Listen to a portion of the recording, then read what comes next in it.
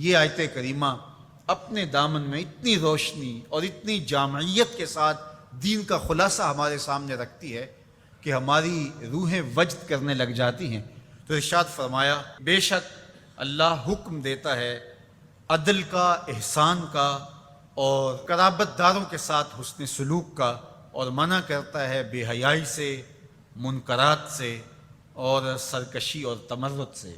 اور یہ اس لیے فرما رہا ہے کہ تم نصیحت پکڑو تاکہ تمہارے سینے ہدایت کے نور سے روشن ہوں اور منور ہوں۔ حضرت حسن بصری رضی اللہ تعالی عنہ فرماتے ہیں کہ اس آیت کریمہ میں اللہ نے کسی بھی امر خیر کو چھوڑا نہیں ہے، ساری خیر اس کا خلاصہ بطور حکم ہمیں ارشاد فرما دیا، اور پھر فرمایا کہ اللہ تعالیٰ جل شانہ نے کسی برائی کو نہیں چھوڑا جس سے ہمیں منع نہ کر دیا ہو۔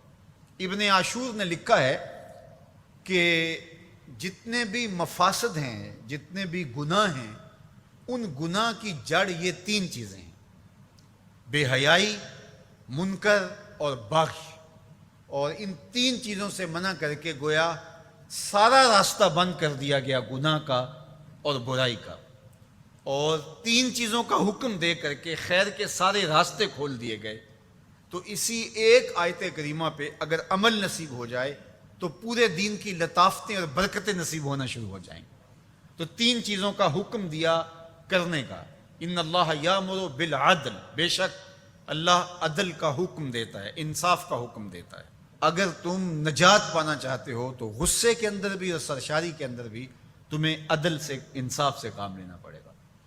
تو ہمارا دین ہمیں عدل سکھاتا ہے، اور قیامت کے دن 7 اشخاص جن کو اللہ اپنے عرش کا ٹھنڈا سایہ عطا فرمائے گا، ان میں سے پہلا شخص حضور نے ارشاد فرمایا امام عادل، وہ شخص جو عدل و انصاف کرتا ہے، وہ امام، وہ حاکم جو عدل سے امور سلطنت نبھاتا ہے، کل قیامت کا دن ہوگا، کوئی سایہ نہیں ہوگا، اللہ اسے اپنے عرش کا ٹھنڈا سایہ نصیب فرمائے گا۔ روایت میں آتا ہے کہ قیامت کے دن جو بادشاہ ہوں گے، حکمران ہوں گے، ان کے ہاتھوں میں ہتھ کڑیاں ہوں گی، اور ان کو یوں میدان حشر میں لایا جائے گا۔ اگر انہوں نے عدل کیا ہوگا تو وہ ہاتھ کڑیاں ٹوٹ جائیں گی اور انہیں جنت بھیج دیا جائے گا، اور اگر انہوں نے عدل و انصاف نہیں کیا ہوگا تو ان ہتھ کڑیوں کے ساتھ ان کو جہنم میں دھکیل دیا جائے گا۔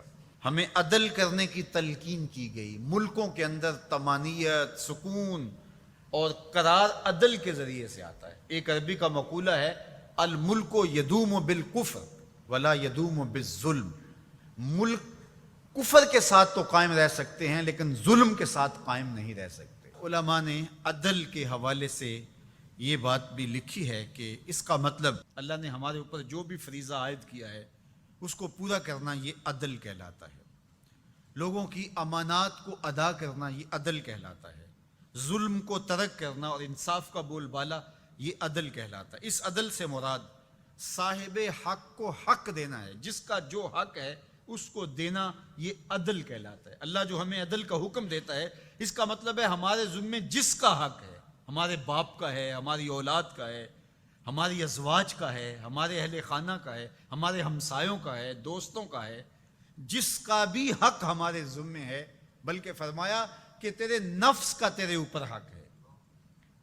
حدیث طویل ہے کہ حضور علیہ الصلوۃ والسلام نے فرمایا ان لربک علیک حقا، تیرے رب کا تیرے اوپر حق ہے، ولنفسک علیک حقا، اور تیرے نفس کا تیرے اوپر حق ہے، ولأہلک علیک حقا، اور تیرے اہل کا تیرے اوپر حق ہے، اور ایک حدیث کے لفظ ہیں ولزوجک علیک حقا، اور تیری بیوی کا تیرے اوپر حق ہے، فآت کل ذی حق حقا، ہر صاحب حق کو تو نے حق ادا کرنا ہوگا۔